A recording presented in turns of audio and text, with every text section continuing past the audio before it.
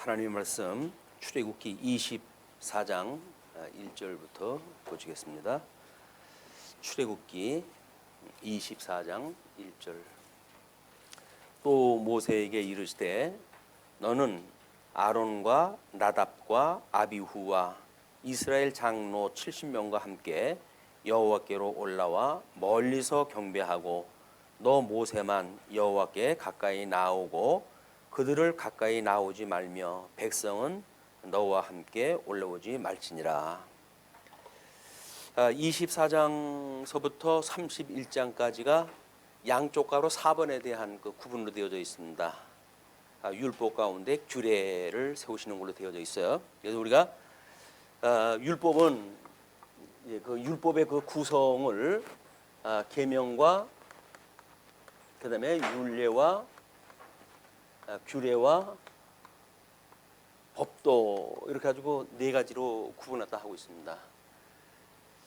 우리 율법이라고 하는 것이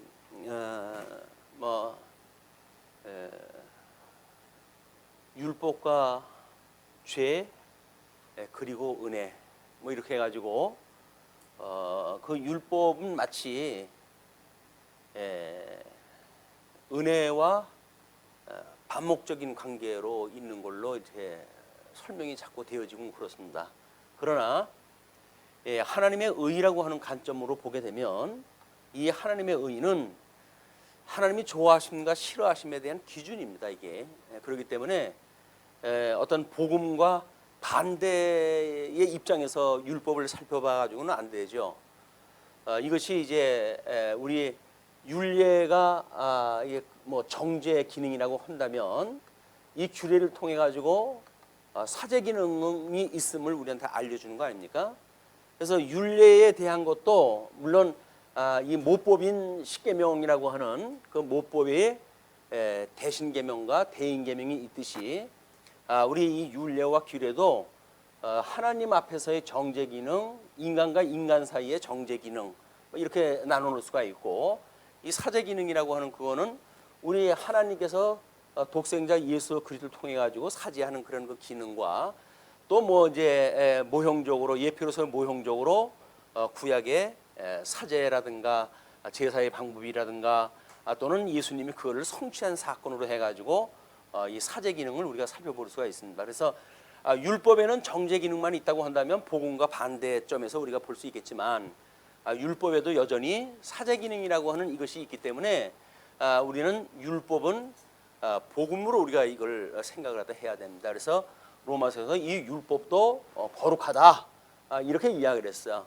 그래서 이제 거기에서 그 율법을 율법주의자들에 대한 그 율법 이해에 대하여 많은 그 어떤 지면을 할애해 가지고 설명하다 한 거지, 율법이 마치 복음과 반대의 개념이라고 이렇게 하는 개념이 아니라는 거예요. 그래서 나름대로 우리가 그 율법주의자들이 가지고 있는 어떤 그 율법에 대한 개념 이것들을 우리 출애굽기를 확인했다 해가면서 이거는 곧 복음이다 이렇게 우리가 이해할 수 있는 이런 그 이론론적인 구도를 우리가 파악을 했다 해야 됩니다. 그래서 복음 자체도 사실은 믿는 자에게는 구원의 빈거가 되지만 믿지 않는 자에게는 멸망의 빈거가 되어지는 거거든요.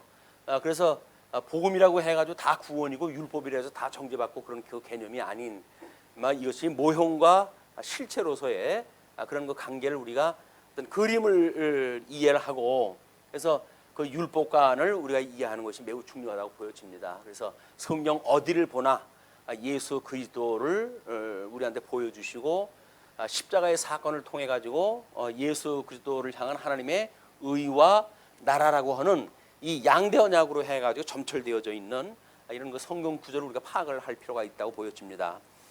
그래서 24장의 그 제목을 우리가 31장까지를 양쪽 가로 4번으로 해가지고 율법 가운데 규례를 세우신다 이렇게 제목을 정해놨고요. 거기서 24장을 특별히 규례를 세우실 준비에 대한 내용으로 이제 그렇게 나눠놨습니다.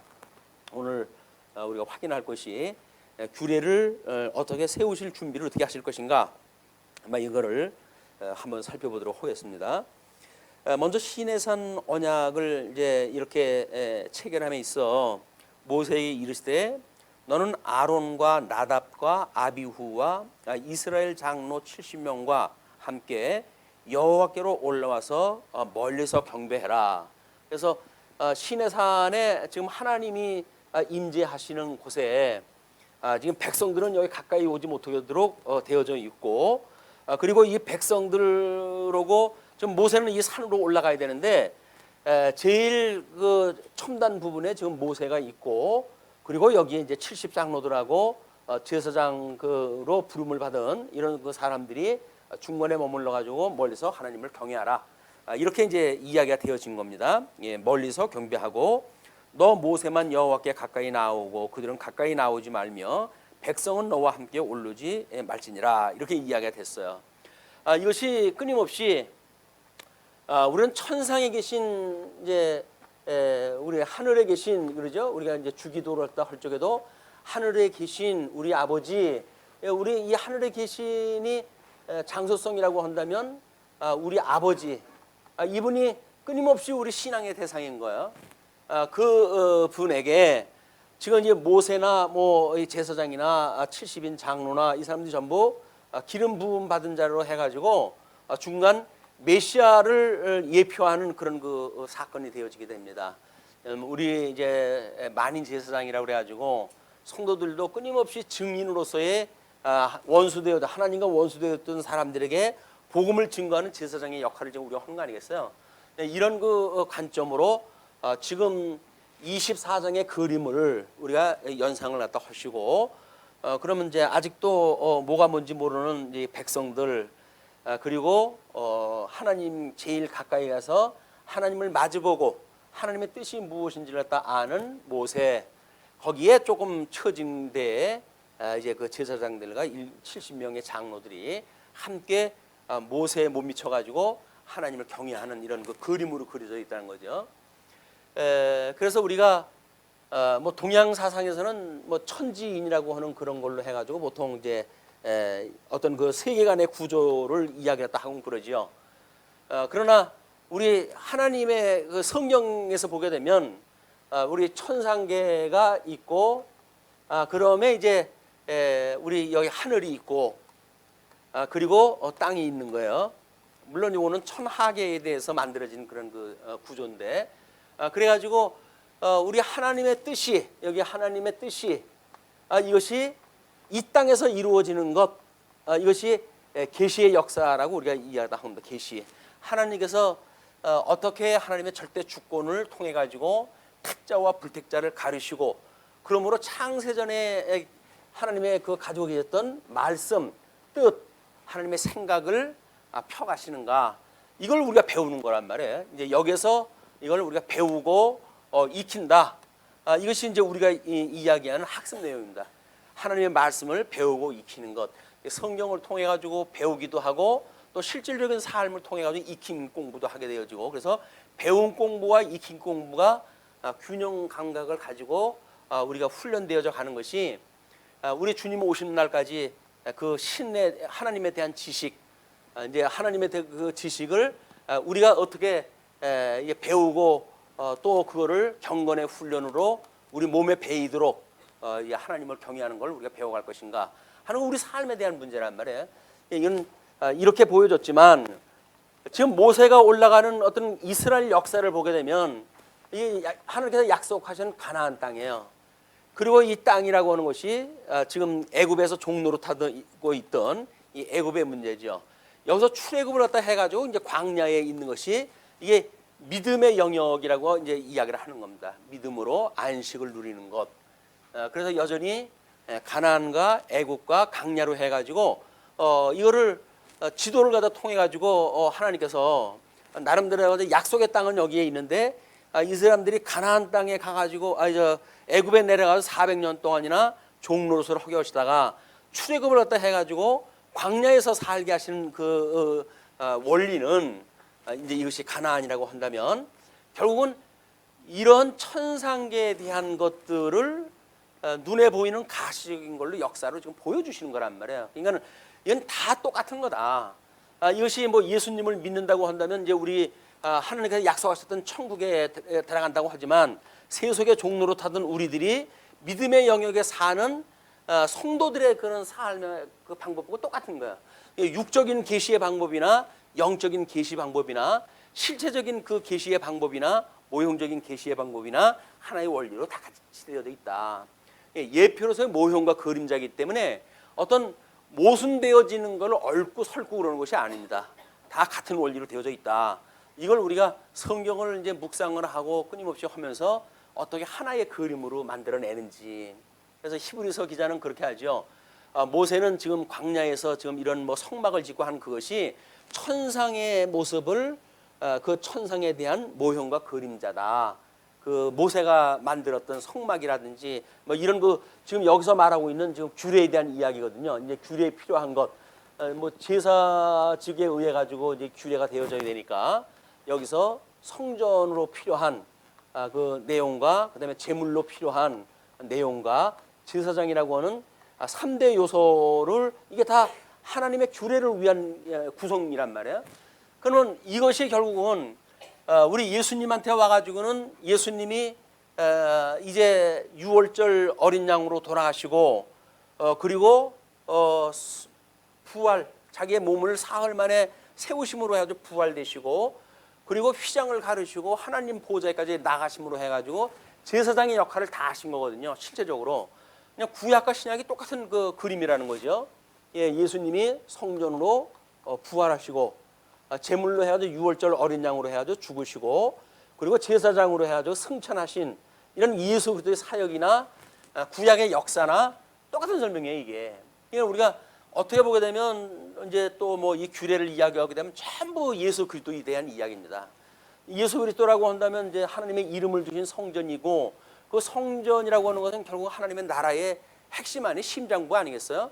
그냥 하나님의 나라고 하나님의 의예요. 이게 또 이렇게 해서 양대 언약에 대한 걸 우리가 또 계속 공부하다 한다. 주님께서 어떻게 양대 언약을 하게 하시고 그리고 그들을 다 흩어버리게 하신 뒤에 이 이스라엘을 열국의 제사장 나라로 삼으셔가지고 어떻게 이거를 갖다 해가는지 이 그림을 이제 우리가 공부를 할 겁니다. 3절로부터 8절을 보시게 되면 언약서 낭독과 백성들의 순종 서약이 이제 있게 되어져요.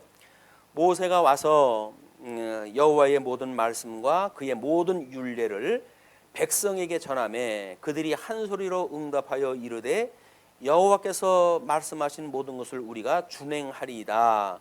모세가 여호와의 모든 말씀을 기록하고 이른 아침에 일어나 산 아래에 제단을 쌓고 이스라엘 12지파대로 12기둥을 세우고 이스라엘 자손의 청년들을 보내어 여호와께 서로 번제와 화목제를 드리게 하고 모세가 피를 가지고 반은 여러 양푼에 담고 반은 제단에 뿌리고 언약사를 가져다가 백성에게 낭독하여 듣게 하니 그들이 이르되 이 여호와의 모든 말씀을 우리가 준행하리이다.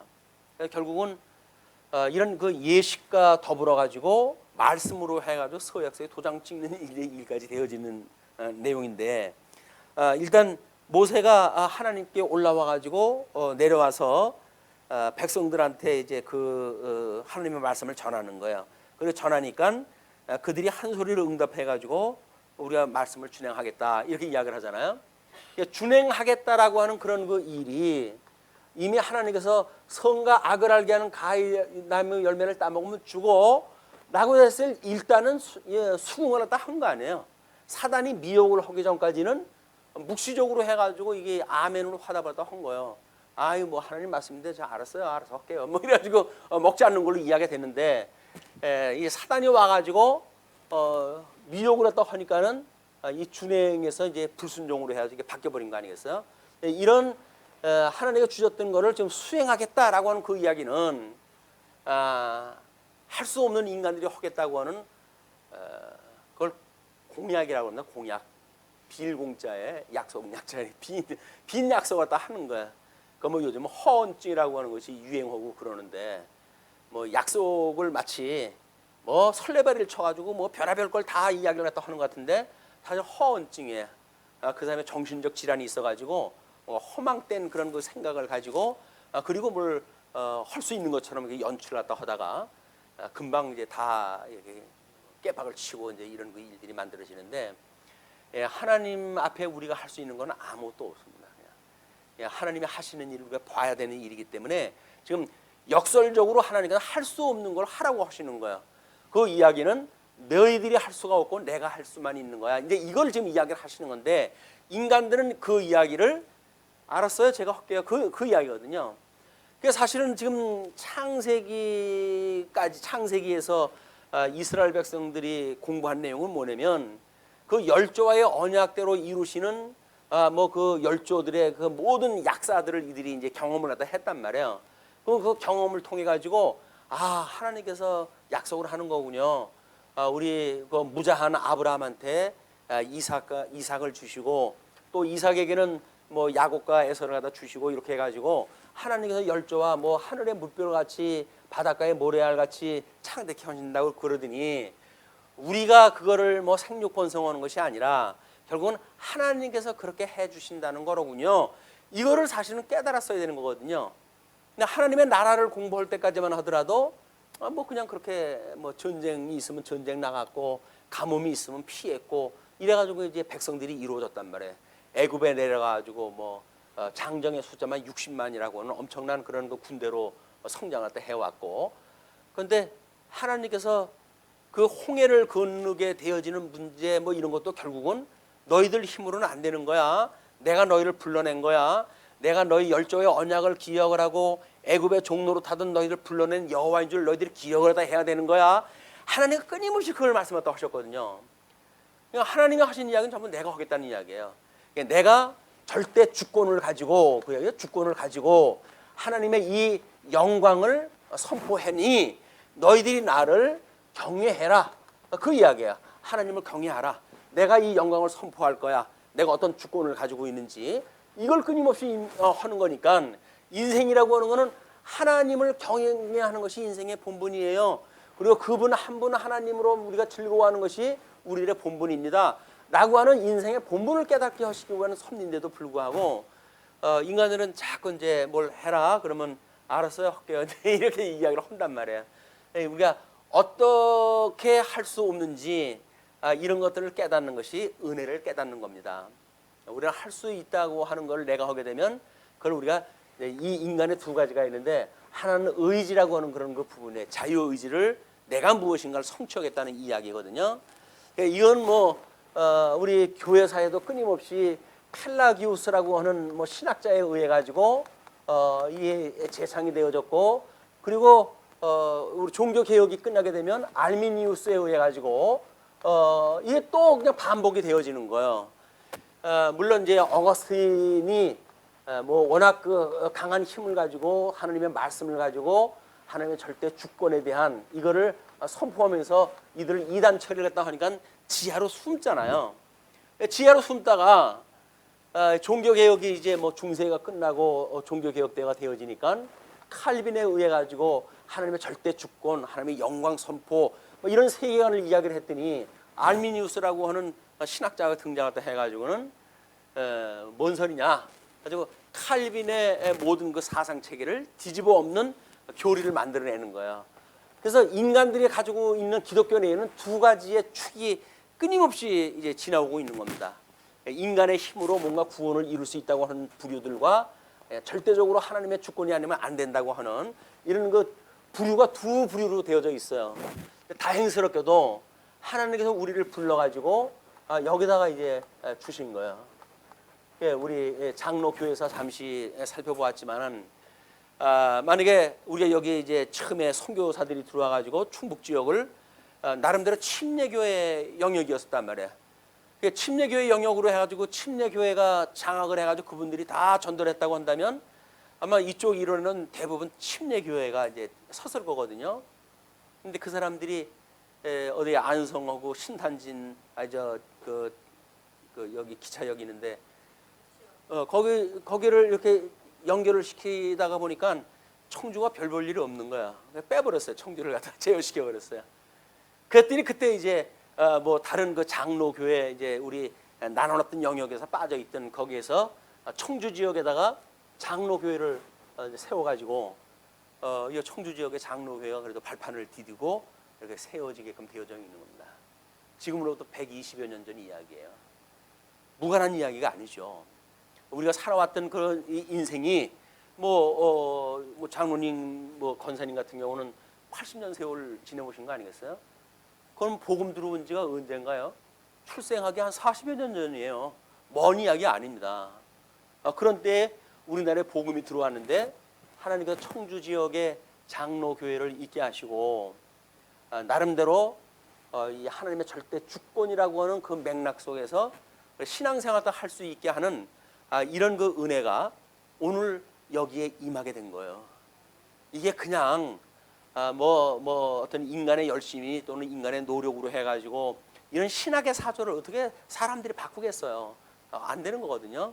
하나님께서 어쨌건 여기에 말씀운동 서원교도 세워주시고 오늘날 하나님의 절대 주권을 원 없이 우리가 이제 찬송할 수 있는 이런 그 우리가 위치에 있다고 하는 그거는 이미 하나님의 창세전서부터 계획했던 뜻이니까 한국에 복음이 들어오고 약 한 120여 년 전에 선교사들의 그 마음을 움직여가지고 나름대로 별 볼 일 없다고 해가지고 가기도 하고 또는 어떤 데 빈자리야 그러면 내가 할까 해가지고 뭐 장로교회에서 들어오기도 하고 그래가지고 청주 일원의 장로교회의 근거지가 만들어지고 그리고 이제 복음이 증거되어지는 이런 그 은혜를 지금 우리가 입고 있는 겁니다.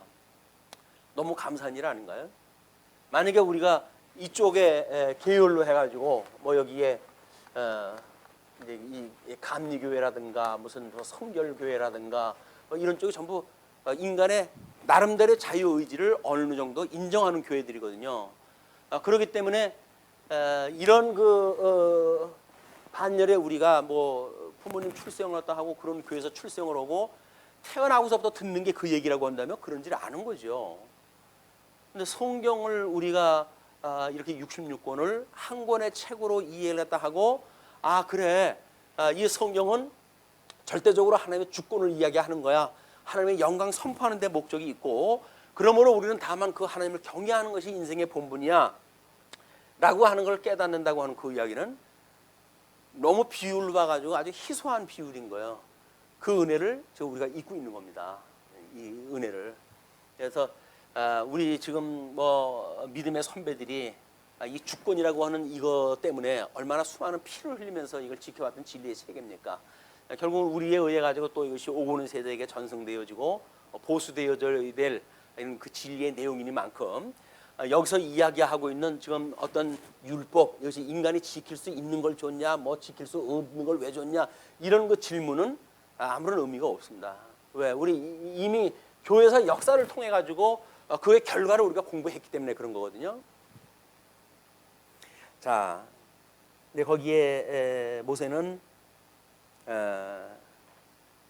그 모든 말씀을 기록하고 이른 아침에 일어나 산 아래에 제단을 쌓고 이미 제단을 쌓아요. 여기 이제 이 제단 성전이라고 해서 제단인데 이 제단을 쌓고 그리고 거기에 이스라엘 12지파대로 12기둥을 세우고 이스라엘 자손의 청년들을 보내어 여호와께 소로 번제와 화목제를 드리게 하고 소를 갖다 제물로 바쳐가지고 그 번제와 화목제를 드리게 하고 모세가 피를 그 이제 잡았던 소에 대한 피를 가지고 반은 여러 양푼에 담고 반은 제단에 뿌리고 그 제단에다가 피를 뿌린다는 이야기는 결국은 우리 제단으로부터 결국은 성도들의 모든 소원 기도가 올라가는 거 아닙니까?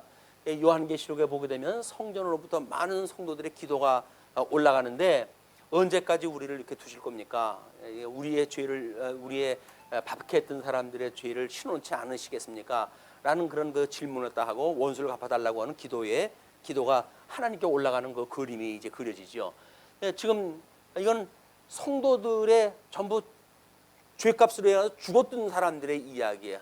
뭐 이거는 우리 예수님이 아무런 죄가 없으신 분이 십자가에 못 박아 죽임을 당했던 그 고통이기도 하고 그런 것들이 결국은 하나님 앞에 연락이 되어져 가지고 원수를 하나님 멸하시고 택한 백성들을 구하는 역사가 있게 되어지는데 그 피를 가지고 반은 여러 양푼에 담고 반은 제단에 뿌리고 언약사를 가져다가 백성에게 낭독하여 듣게 하니 그들이 이르되 여호와의 모든 말씀을 우리가 준행하리이다. 이제 이렇게 이제 고백을 한 겁니다. 그러면서 모세가 그 피를 가지고 백성에게 뿌리며 이르되 이는 여호와께서 이 모든 말씀에 대하여 너희와 세우신 언약의 피니라. 이거를 백성에게 나머지 양푼의 거를 피를 뿌리는 거예요. 근데 이런 게 의식적인 행위로 나오잖아요, 여기서는. 그러니까는 이거를 신약 성경으로 오게 되면 뭐예요? 예수 그리스도의 보혈의 피로 인해 가지고 우리가 하나님 앞에 이제 그 하나님의 것이 되어졌다는 거 아닙니까?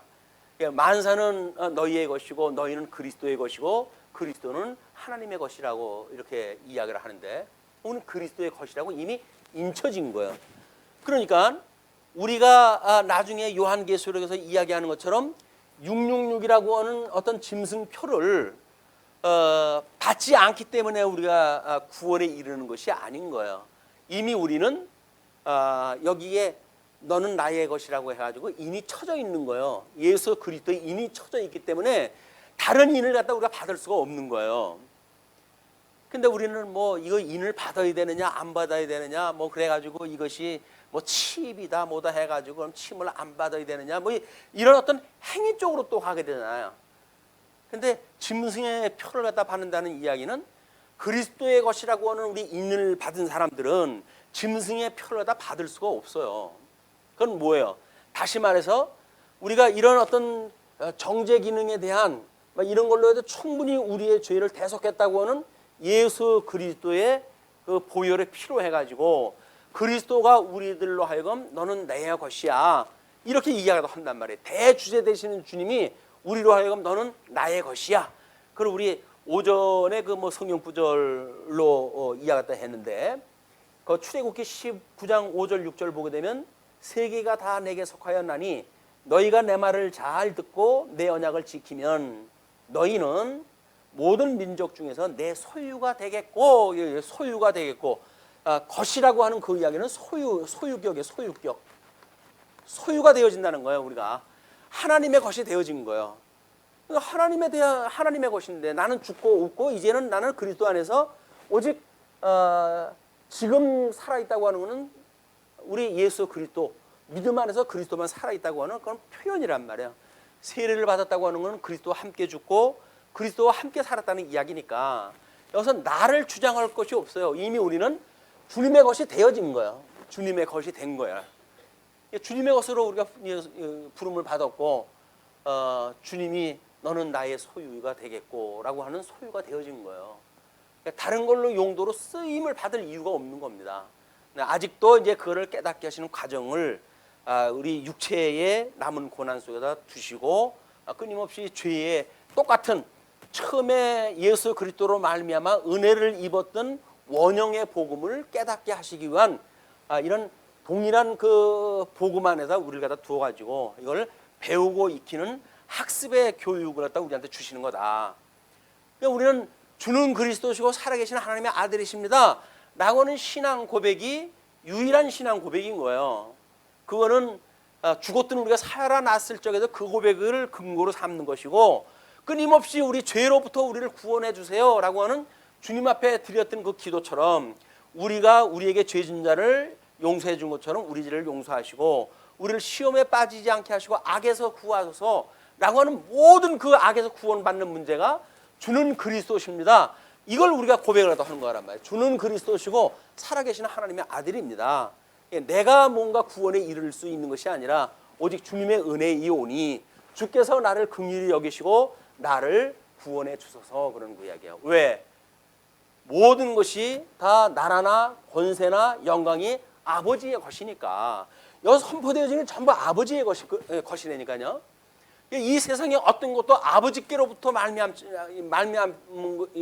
않은 것이 없어요. 그래서 우리 삼위일체의 이야기할 적에도 그 본체는 동일하나 거기에 삼위가 계시니 하나님은 누구로부터 나오지도 않으시고 누구로부터 출생하신 분도 아니다. 이렇게 되어진 것은 이분이 유일하신 하나님이란 말이에요. 성부 하나님이 유일하신 분이기 때문에 어떤 만물도 다 입은 거예요. 근데 이것이 만약에 자기한테 뭐가 있는 것처럼 생각을 한다든지 하는 그 이야기는 하나님의 영광을 완전히 부정하는 일입니다. 신앙생활이라고 하는 것이 물론 뭐 어떤 구도 종교라고 한다면, 도를 추구하고 하는 그런 그 종교라고 한다면 마땅히 인간의 행위를 내세워야 되겠죠. 그럼 우리는 계시 종교라고 하는 특별한 그런 하나님의 은혜의 종교를 갖고 있다고 하는 그 이야기는 우리가 도를 찾아가는 것이 아니라 하나님께 도가 되시는 주님께서 우리를 향해서 오셔서 우리로 하여금 동승하게 해가지고 구도의 길을 갖다 가게 하시는 거예요. 그게 경건의 훈련이다. 그럼 뭐 여기서 뭐 율법하고 복음하고 다른 게 뭐가 있어요? 다 같은 거지. 그러니까 거기에 내용을 보게 되면 율법이 있기 전에도 죄가 있다, 율법 이후에도 죄가 있다 이렇게 나와요. 그럼 율법하고 상관없는 죄에 대한 이야기를 뭐 허나만 하죠. 그 이야기는 뭐예요? 부분적으로 보게 되면 율법으로 우리가 죄를 죄로 깨닫게 하는 일이 되지만 율법을 주기 전서부터 이미 죄가 있다는 이야기는 뭐예요? 본질적으로는 죄인이라는 거 아닙니까? 하나님의 절대 주권을 가지고 우리가 구원에 임하는 것이다. 끊임없이 하나님의 은혜를 노래할 일이지 무슨 뭐 율법의 저주로부터 특별한 또 어떤 것이 나타나는 것이 아니라, 왜 로마서에서 뭐라 그래요? 하나님의 의, 또 다른 하나님의 의가 나타나서 이러잖아요. 또 다른이라는 이야기는 뭐예요? 율법이라고 하는 그 의가 있었다니까요. 그런데 예수님이 이 땅에 오셔가지고 또 다른 의로 오신 거예요. 왜? 여기서 예표적으로 보여줬던 실체가 오셔가지고 우리로 하여금 구원에 이르게 해가지고 믿음으로 믿음에 이르게 하시는 그 역사도 하셨기 때문에 그렇습니다. 너무 복잡하게 이걸 만들어 놔가지고 뭐 3단 논법을 통해 가지고 우리 구원에 이르는 게 아니에요. 그냥 하나님의 절대 주권으로 넌 내 거야. 너 일로 와. 너 여기 있는 분들 다 찍었어요. 주님께서 일로 와. 나 따라와. 그래가지고 우리 그냥 뭐 어디 가는지 모르고 이제 설렁설렁 따라오기 출발을 했거든요. 근데 따라가면서 배우고 익히는 과정을 통해 가지고 가는 방향도 명확해지고 우리가 받은 은혜의 성격도 너무나 분명해지고 사랑의 성질도 너무나 분명해지고 이렇게 되어지니까 우리가 경건의 연습을 해서 그렇게 되어지는 것이 아니라 이렇게 그냥 학습이라고 하는 과정을 통해 가지고 경건의 훈련이 몸에 배이는 거예요. 하나님의 말씀이라고 하는 것은 이론적으로 공부해 가지고 쉽게 되지는 않습니다. 끊임없이 이 복음에 대한 것들을 교제를 통해서 나누는 거거든요. 말씀을 나눈다는 이야기는 말씀으로 교제를 갖다 하게 되어지고 이것이 어떤 논리적인 걸로 되어지는 것이 아니라 이거는 그냥 우리들한테 온 몸으로 이것이 그냥 익혀지는 거예요. 복음이라고 하는 것이 온 몸으로 익혀진다. 왜? 하나님의 말씀이 운동을 갖다 해가지고 그것이 발현되어지는 거니까 하나님의 의가 나타나는 거기 때문에 뭐 우리가 공부를 갖다 해가지고 뭐 어떻게 연출을 갖다 해가지고 하나님의 의가 나타나고 그러는 게 아니라니까요. 그냥 말씀이 우리 안에 들어와가지고 그냥 뒤집어가지고 우리가 그 더럽고 추한 것들을 갖다가 완전히 뒤집어가지고 하나님의 그 의로 해가지고 우리를 정결케 해가지고 은혜의 자리로 우리 인도해 가신다. 자랑할 거 없잖아요. 그냥 하나님의 은혜만 우리가 노래할 뿐이에요. 하나님 감사합니다. 은혜가 없는 이 기독교라고 하는 거는 말할 수가 없는 거예요. 뭐 하나님의 절대 주권을 말하고 뭐 하나님의 절대 주권을 말한다는 이야기는 인간의 은혜를 이야기한다는 이야기, 하나님의 은혜를 말한다는 이야기인데 하나님의 절대 주권을 이야기하면서 은혜를 우리가 나몰라라 하니까 은혜의 신앙생활이 만들어지질 않는 거예요. 은혜의 신앙생활이 없으니까 전부 날만 서져 있어가지고 뭐 이론을 보게 되면 꽤나 잘하는 것 같아. 그런데 거기에 뭐가 빠져요? 인이 빠진 거예요. 인이. 11조 내는 사람들 근처에 11조까지도 하잖아요. 뭐 우리 주권 섭리를 갖다 믿는 사람들 뭐 별거 다 인정한다고 그래요. 하나님이 하게 하신다. 망하게 하시는 것도 하나님의 뜻이다. 다 맞습니다. 근데 문제는 인이 빠져버렸단 말이에요. 의와 인과 신을 버렸도다. 이렇게 이야기를 하잖아요. 율법의 정신이라고 하는 건 의, 이 하나님의 그런 우리 의와 인과 신에 대한 것이 이 율법의 정신인 거예요. 율법의 정신은 뭔가 의와 인과 신이에요. 아주 작은 근처에 11조를 갖다 낸다고 하더라도 의와 인과 신을 버린다고 한다면 아무것도 아니라니까요. 근데 우리는 뭐 하나님의 절대 주권을 말하고 뭐 영광을 말하고 뭐 3대 언약을 이야기를 하고 하나님이 다 하신다고 이야기를 하는데 다 하시는데 왜 이 열매는 안 맺힐까요? 그러니까 균형 관계에 놓쳐버린 거예요. 하나님의 절대 주권을 말하는데 내재적인 우리 믿음의 세계가 없으니까 그거를 히브리서 기자는 그렇게 이야기를 하죠. 십자가의 도를 믿고 너희들의 그런 열매를 맺지 않는 것은 너희들의 믿음이 화합지 않기 때문에 그렇다. 우리의 믿음이 화합이라고 하는 것은 예수 그리스도와의 일치예요. 예수 그리스도를 닮아가는 거거든요. 닮아가니까 예수님이 뭐 당신의 그 인을 이루시기 위해서 십자가 못까지 박혀서 돌아가셨는데 그분을 닮아가는 우리들이 왜 그래 철심장을 갖고 살아가겠어요? 아닙니다. 긍휼의 정신을 가지고 있는 거예요. 예수님을 믿고 우리가 교제를 나누게 되면 몰라가지고 실수하는 걸 보게 되면 모르니까 그렇지. 이렇게 해서 참고 인내하게 되어지는 거는 다 인이라고 하는 것로부터 시작되어지는 일들이거든요. 근데 그런 게 없게 되어지게 되면 선은 어떻고 후는 어떻고 해가지고 시비를 가리는 데는 아주 명확히 떨어지는 것 같아요. 근데 그걸 가만히 들여다보게 되면 인이 없는 거예요. 오죽 사도 바울이 답답했으면 그런 걸 가지고 네가 불살라 가지고 내 몸을 드릴지라도 사랑이 없으면 아무것도 아니야. 우리 열심을 갖다 하기 위해 가지고는 순교의 길도 마다않고 간다니까요. 근데 긍휼의 정신이 없이 자기 상 받기 위해서만 갔다. 그럼 주님께서 너 여기 왜 왔니 그럴 거 아니에요. 이 하나님의 택한 백성들에게 복음을 증거하기 위한 이런 뜨거운 마음을 가지고 왔어요. 이렇게 이야기돼야 되는데 그 사람들은 다 택한 백성은 구원받겠지 뭐. 내가 꼭 그래야 돼? 이렇게 해가지고 나 몰라라 해놓고 그리고 하나님의 절대 주권 가지고 모르겠다고요. 결국은 자기의 육체의 기회로 삼는 대로 흘러가 버리고 만다. 이건 우리 어떻게 보면 과거의 아픔인지도 모릅니다. 서로 난장판이 벌어지고 이런 것들도 이것이 빠져버렸기 때문에 이미 빠져버린 우리들의 그런 어떤 균형 감각을 잃어버렸던 복음관 이것이 아마 그 큰 원인이라고 보여집니다. 자, 이렇게 했을 때 이제 9절로부터 이렇게 돼요. 11절까지 이제 모세와 동행자들이 하나님을 보게 되어지는데 모세와 아론과 나답과 아비후와 이스라엘 장로 70인이 올라가서 이스라엘의 하나님을 보니 그 발 아래 청옥을 편듯하고 하늘같이 청명하더라. 그래서 이제 3층천의 모습이에요. 여기 하나님이 계셨던 제일 그 마루에 계신 하나님의 그 임재. 물론 요한계시록에서는 그 예수 그리스도가 7 촛대 사이를 다니시는 예수 그리스도의 모습을 보여주죠. 발의 모습은 주석의 모습과 같고 이렇게 해가지고 쭉 예수님을 설명하는 것처럼 지금 하나님을 설명하다 하는 거예요. 그러면서 그 하늘같이 청명하더라. 하나님이 이스라엘 자손들의 존귀한 자들에게 손을 대지 아니하셨고 그들은 하나님을 뵙고 먹고 마셨더라. 그래가지고 하나님을 뵈면 죽는 거 아닌가요? 그런데 여기에 이 사람들에게는 지금 이 중보자의 역할을 감당하게 하시기 위해서 하나님께서 모르겠어요. 전신을 다 보여주셨는지 지금 여기 표현되어지는 걸로 보게 되면 뭐까지만 보여집니까? 그 발 아래 청옥을 편듯하고 하늘같이 청명한 그런 그 모습으로만 보아가지고 하나님을 직접 보여주지 않는 그런 그 모습인 것 같아요.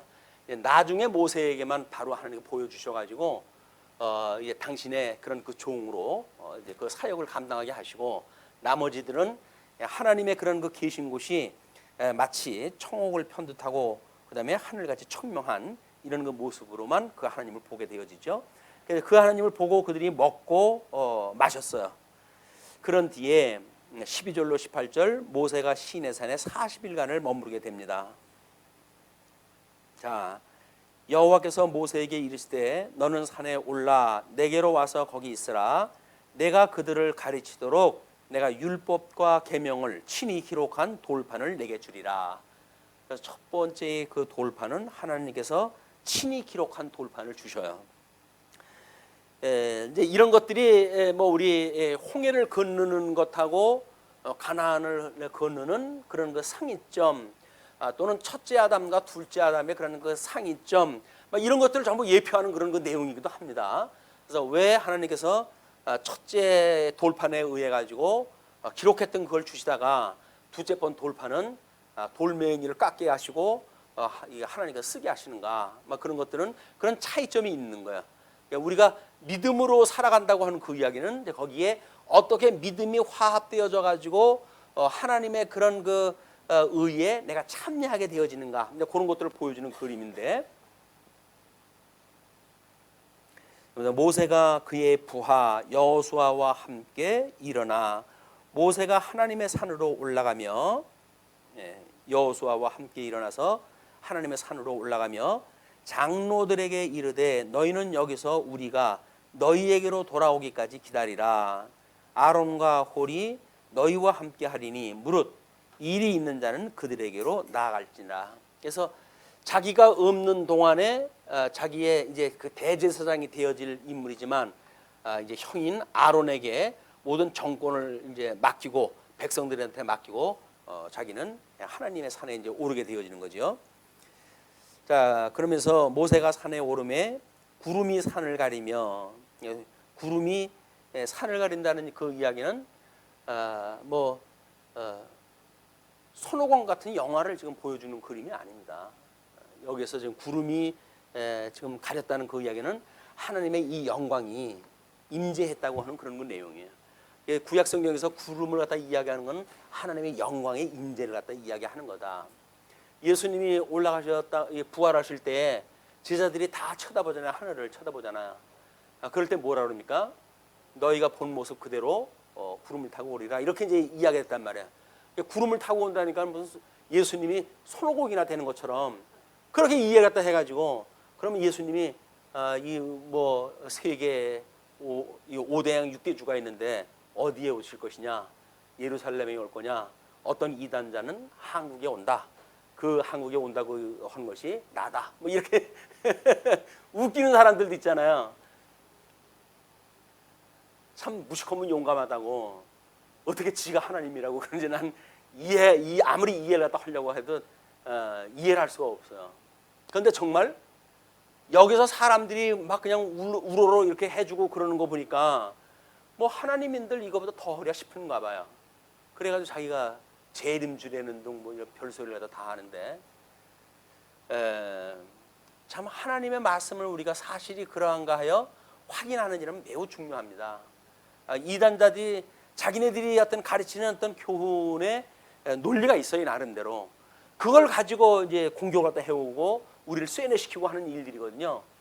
그분들의 말을 이렇게 그냥 따라만 가면 그분들의 논리에 우리가 따라갈 수밖에 없어요.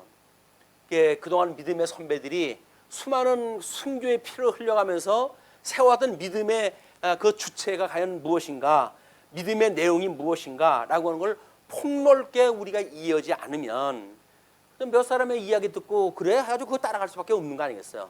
어차피 인간의 유한한 세계 속에서 경험이 유한할 수밖에 없는데, 뭐 거지 같은 선생 만나면 거지가 되는 거예요. 어쩔 수 없이. 우리가 정말 어떤 그런 그 성경 교사, 성령님을 만나는가 아니면 사단을 만나는가에 따라서 하나는 그리스도의 것이 되고 하나는 사단의 것이 되어지는 거예요. 근데 이게 한 번 와가지고 인생 그냥 한 번 살다 가는 건데 어떻게 그렇게 쉽게 그냥 결정하고 말아요? 안 되지. 끊임없이 우리는 사실이 그런가 하여서 확인하고 또 확인하고 이렇게 우리가 확인할 필요가 있다. 그래서 정말 하나님의 그 말씀으로 해가지고 뭐 그분들도 은혜가 충만하죠. 뭐 사명의식도 대단하고 뭐 사회에 문제 일어나는 거 보면 뭐 앞장서가지고 그 사람들 뭐 나옵니다. 뭐 아주 자기 교주를 갖다 누가 어쩔 거냐 해가지고 이렇게 되어지는데, 그리스도를 지키는 일에 열심이 아니라 결국은 자기의 어떤 그런 스스로 사사로운 선생을 지키기 위한 이런 그 열심이 신앙생활을 왜곡시킨다. 신앙생활은 어떤 인물 중심으로 돌아가는 게 아니에요. 이건 하나님의 섭리 중심으로 하는 거예요. 그래서 거기에 아까 집사님도 그런 거 기도하다 했지만, 우리들이 어떤 인물을 그때그때 들어 쓰신다는 이야기는 우리가 나 같은 죄인을 하나님께서 어떻게 이런 선한 도구로 쓰셨어요 라고 하는 신앙 고백이 담겨져 있는 우리의 행복한 고백이지, 거기서 내니 이목쿵했다라고 하는 경고망동한 일을 할 수가 없단 말이에요. 그냥 우리는 이름도 없이 성도 없이 그냥 주의 은혜로 해가지고 이끌려 왔던 무명의 용사들의 무명의 용사. 내 이름은 이미 없어요. 왜? 예수 그리스도 함께 죽었으니까 세속에서 가지고 있던 나의 모든 정체성은 없는 거라고요. 그러니까 너를 부인하고 나를 따르라고 그랬으니까 내가 가지고 있는 조건 가지고 예수님 따라가는 게 아니잖아요. 이미 우리가 예수님 따라간다는 이야기는 이 세속에 대한 건 모든 것들이 다 없어버려진 거예요. 다 죽어버렸어요. 다 죽고 이제는 오직 그리스도 안에서 새로운 피조물이라, 새로운 피조물로 우리 주님을 따라가는 일이다. 너무 세속적인 거 어떤 조건을 가지고 힘들어하고 이렇게 하는 것도 지혜롭지 않은 일이에요. 아니 무슨 뭐 세속의 일이라고 하는 것이 시대적으로 지금 시대를 우리가 보니까 나름대로 뭐 국민 뭐 평균 수입이 얼마고 뭐 이런 그 객관적인 평가가 나오지, 100년 전에 우리나라의 모습은 전부 굶어 죽을 정도였어요. 그때라고 한다면 지금 우리가 임금님 같은 생활을 하는 거 아닙니까? 근데 시간 지금 100년 정도 지났다고 해가지고 그렇게 그냥 코가 빠져가지고 산다면 도대체 영원한 우리가 이 생명을 얻었다고 하는 사람이 100년 전에 그 역사도 비교를 못하면서 그때면 내가 정말 얼마나 지금 비할 것 같으면 이게 지금 호강스러운 일인가 이렇게 봐야 되는데 그때까지 안 보이니까 100년 전은커녕 뭐 10년 전도 우리가 우리가 올챙이적 생각 못한다 그러잖아요. 조금 전 우리 고민하고 힘들었던 거 생각 못한다니까요. 이것이 시간세계에 갇혀져 있는 우리들의 한계다. 그러나 우리 지혜의 우리 영이신 성령의 인도함을 받게 되면 시간을 초월한 세계를 보게 되어지잖아요. 그 시간을 초월했던 그런 그 일들이 긍휼이라고 하는 그것으로 해가지고 역사 해석이 과거도 오늘도 미래도 같은 해석이 떨어진단 말이에요. 근데 이런 기준이 없으면 그냥 세속 논리를 가지고 우리가 지금 뭐 내가 중간은 가냐 아니면 중간도 못 가냐 라고 하는 걸로 해가지고 그냥 나를 못 살게 구는 거야. 나를 못 살게 구는 거야. 예수님의 이 놀라운 은혜로 구원을 받았는데도 불구하고 그냥 나를 못 그냥 뭐 이렇게 궁상을 우리가 떠는 거예요. 내 팔자가 왜 이러냐 뭐 해가지고 팔자 타령이나 해가지고 이렇게 될 게 아니라니까요. 아니 병신으로 하나님께서 우리 땅에 태어나게 하신다고 한다면 병신으로 사는 게 하나님의 영광이 드러나는 거라니까요. 믿음으로 해서 영광이 드러나는 거지. 썩으면 죽으려면 이 살에다가 무슨 영광 나타나는 게 아니잖아요. 근데 자꾸 눈에 보이는 것에 우리가 이 시각이 멈춰버리니까 하나님의 영광이 드러나는 은혜를 모른다. 예수 그리스도로 말미암아 하나님의 의가 발현되어지는 모든 성도들의 의의 열매, 이건 하나님의 영광이에요. 하나님의 영광이 드러나는 거예요. 그러면 천지를 지으신 하나님의 영광이 드러나는 우리들의 우리들이 평가하기에는 보잘것없는 몸뚱어리라고 하더라도 하나님의 이 어마어마한 영광이 드러나는 거 아닙니까? 그러면 무릎을 꿇을 일이지. 거기다 뭘 신세 타령을 갖다 해요. 신세 타령을. 하나님의 은혜는 그냥 말로만 우리가 이야기하는 거라니까요. 뭐 구원의 은혜가 어떻고라고 하는 것도 그냥 수사어예요. 수사어. 그 수사어가 공감성이 없으니까, 진정성이 없으니까 공허한 거야. 은혜를 받았다 그러는데 그래요? 그래 남의 이야기 하듯 뭐 자기 은혜도 우리가 이야기를 하고 넘어가고 만다. 하나님의 은혜가 정말 이 세상을 살만한 우리들의 그 하나님의 자녀로 삼아 주셨다라고 하는 아주 간단한 정체성, 그 정체성 하나만 우리가 붙들고 살아도 우리는 행복에 겨운 사람들이에요. 은혜가 넘치는 사람들이고, 예를 들어 여전히 배고프면 옆에 집 담 넘고 싶으니까 너는 무슨 팔자로 그렇게 복이 많니?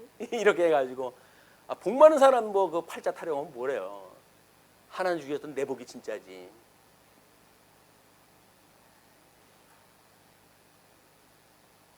그러면서 이제 그 모세가 산에 오르면 구름이 산을 가리며 여호와의 영광이, 정답이 나오잖아. 여호와의 영광이 시내 산 위에 머무르고 구름이 엿새 동안 산을 가리더니 일곱째 날에 여호와께서 구름 가운데서 모세를 부르시느니라. 아직도 모세는 지금 꼭대기까지 못 올라갔어요. 일주일 전에 지금 요까지 가 있는 거예요. 구름 아래까지. 그런데 일주일이 되니까 하나님께서 구름 사이로 해가지고 불러요. 그래가지고 이제 하나님을 만나게 되어지는 이제 일이 소개가 되어집니다. 근데 산 위에 여호와의 영광이 이스라엘 자손의 눈에 맹렬한 불같이 보였고, 맹렬한 불같이 보였대요. 그 이야기는 이 아래 모든 그 죄를 갖다 태워 없앨 만한 이런 하나님의 공의가 지금 거기에 임재했다고 하는 그런 그 모습을 볼 수가 있죠. 맹렬한 불같이 보였고, 모세는 구름 속으로 들어가서 성령이 오셨을 때 우리 오순절 그 그림 만화 그림을 보게 되면 전부 머리 위에다 촛불 하나씩 다 달고 다녀요. 성령이 불같이 임했다 그러니까 그걸 어떻게 표현할 방법이 없으니까 그림으로 그래가지고 여기다 촛불 하나 같은 걸 다 달고 다녀. 언젠가 선전을 갖다 보니까 뭐 와이파이 그 선전할 때 여기다 그 선전으로 해가 다 달고 다니던데, 신종 성령 표현이에요. 여기 와이파이 표현. 어디 가면 공짜로 해서 성령을 받는가? 어떤 돈 주고 사야 되고, 어떤데 뭐 운 좋으면 공짜로 주는 그 와이파이를 갖다 가지고 뭐 영화도 관람할 수가 있고 이제 그렇게 되어지지만, 어지간한 데는 터지지가 않기 때문에 비밀번호를 치세요. 그런데 비밀번호를 알아야지. 그래서 혹시 예수 그리스도 치면 될까? 예수 그리스도 쳐도 안 돼. 그 비밀번호는 우리 일체의 비밀을 아는 우리들도 거기에 못 들어가요. 와이파이에 비번 예수 그리스도 이렇게 써봐도 안 돼요. 예, 하나님의 나라의 성령의 충만함, 임재함을 받고 우리가 살아가는 그런 그 일이야말로 성령, 우리 하나님을 마주보는 거 아니에요. 이게 마주보는 것. 그 마주본다는 이야기는 뭐예요? 그 진리 인식의 주관 되시는 성령께서 하나님을 마주보는 것 같이 우리한테 알게 하신다니까요. 그걸 성경을, 하나님의 계시되어진 성경을 봐야 알지. 그걸 어디 무당 무슨 신접한 그런 하나님을 만나려고 하니까는 하나님을 나한테 보여주십시오. 하나님 보면 죽어요. 거기다 또 뭐 불로 나를 태워주십시오. 불로 하면 죽여바꿔요. 예수님이 십자가에 못 박혀 돌아가시는 것이 이 불로 심판을 갖다 받는 그런 그 예표인데, 무슨 불로 심판을 갖다 해달라고, 불로 나를 태워달라고. 아니 죽지 않고 어떻게 예수님을 믿어요? 죽었으니까 예수님을 믿는데, 형식 논리만 이걸 배우다가 보니까는 불로 나를 태워달라는 거야. 그리고 뭐 이제 성령 충만해가지고 불이 확 하고 우리 안에 들어오게 되면 암덩어리가 쑥 하고 나간다는 거예요. 이게 불세례라고 이걸 이야기다 하는 겁니다. 암세포는 암세포고, 어차피 죽으면 썩을 놈은 살인데, 암세포하고 성환세포하고 다르면 다른 거지. 그게 무슨 왜 구원을 받고 그것이 배설돼야 되고 그럴 이유가 어디 있어요?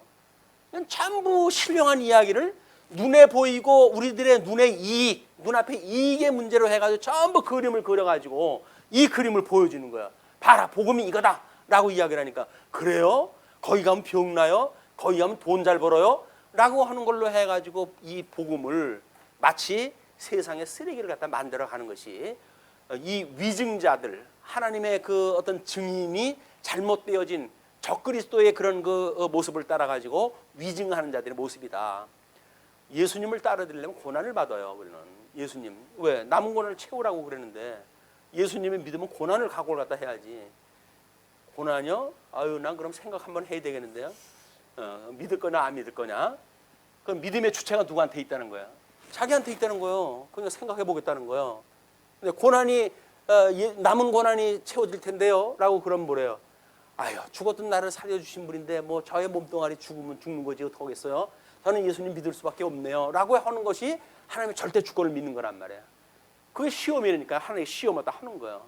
그러니까 우리들한테 청함을 받은 자는 많지만, 청함을 받은 사람은 많지만 하나님 앞에 부르심을 입은 사람들은 많지가 않은 겁니다. 너무 은혜로운 거 아니에요? 수많은 이 교인들이 있고 성도들이 있다고 그러는데 하나님 앞에 청함을 받은 사람이 얼마 없다니까요. 하나님이 어떠한 분인가를 마주보는 것 같이 알고 그를 경외하면서 사는 사람은 더더군다나 얼마 없어요. 성경 66권을 통해 가지고 우리는 살아계신 하나님을 믿지요. 그분이 가지고 있는 속성을 갖다 믿지요. 그분이 하시는 사역을 갖다 우리가 다 보고 믿지요. 우리처럼 하나님을 마주보고 사는 사람들이 누가 있어요? 그런데도 그분은 온데간데가 없고 눈만 뜨면 이쪽 것만 보이는 거라. 우리가 죽었던 우리가 살아났다는 이야기는 신령한 세계 속에 우리가 영생을 얻은 새로운 피조물이 되었다고 하는 걸 자꾸 자각을 할 필요가 있습니다. 나는 새로운 피조물이야. 과거의 그런 거의 정체성, 과거의 가치 이런 거에 내가 함몰될 이유가 없어. 나는 새로운 피조물이야. 이제 주 안에서 새로 지어져가는 우리 인생이야. 그러니까 하나님 경험하면서 사는 것이 인생의 본분이야라고 살아가는 거예요. 이것이 지금 이거를 보여주기 위한 그림을 하나님께서 이렇게 모세를 통해 이런 형식으로 보여주는 겁니다. 그러니까 모세는 구름 속으로 들어가서 산 위에 올랐으며 모세가 40일 40야를 산에 있으니라. 40일 동안 올라갔으니까 순전히 이제 여기선 뭘 먹었을까요? 40일 동안. 우리 먹는 게 늘 궁금하잖아요. 여기 가면 뭐 먹었을까?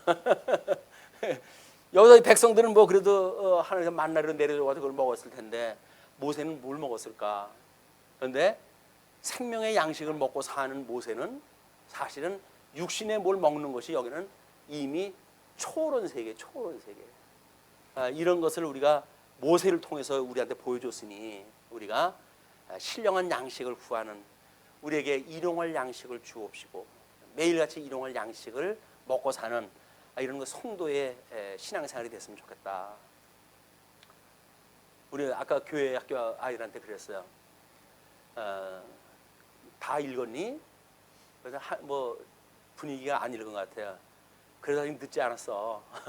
늘 시험 공부할 때 그러잖아. 자, 이제 우리가 100일 시험 보는 날이 100일이 남았는데 시험 범위를 갖다 100페이지를 이야기를 했어.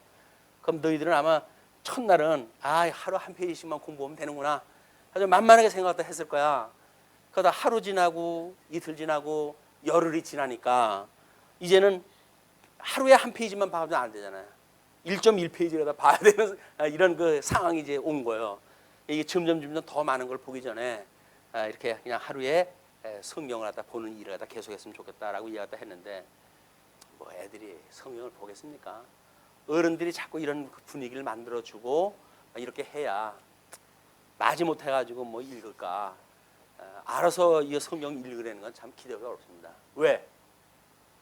어른도 안 되니까. 어른도 안 되니까. 그래서 함께 우리 성경을 자꾸 일용할 양식으로 해가지고 묵상하는 이런 시간들이 많았으면 좋겠다. 세상에 하실 일 많잖아요. 세상에 할 일이 너무 많아요. 아주 바빠도 너무 바빠. 근데 예수님께서 마르다야, 세상에는 워낙 그렇게 바쁜 거야. 할 일이 많단다. 그런데 그 모든 일보다 마리아처럼 내 말 듣는 게 그게 다야. 별의별 일 다 해봤댔자 아무것도 아니에요. 하나님 말씀 듣는 것이 모든 것을 대신할 수가 있습니다. 그러나 하나님의 은혜를 일주일 내내 아주 은혜 충만, 성령 충만, 말씀 충만한 이런 그 시간을 보내지길 빌면서 말씀 주시겠습니다. 기도하시죠. 예.